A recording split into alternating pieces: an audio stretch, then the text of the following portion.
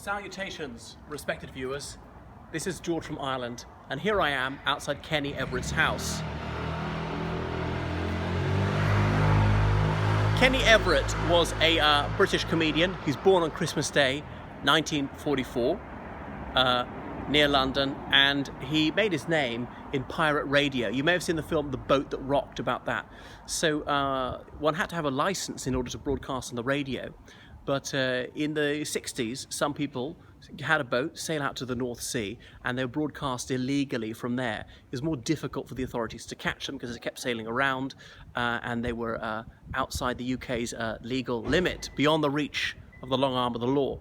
And so Kenny Everett made his name for himself with his witty style, his repartee, and his effervescence, playing all sorts of hits. He was thought to be even more daring than Radio Luxembourg, and Radio Luxembourg was the teenagers' station of the time. And he later moved into stand-up comedy. Although he had a beard, he was a female impressionist, and he played a character called Cupid Stunt. That's a spoonerism. Famously, in the 1983 election, he went to a Conservative youth rally at Wembley Stadium with two enormous fist things, and every time he chanted a slogan, he would raise them to encourage the crowd to cheer. Michael Winner had organised this Conservative rally saying, kick Michael Foot's cane away, hooray! Michael Foot was the Labour leader, and a famously doddery old man he was on his walking stick. Bomb Russia, hooray! And I can't remember what else.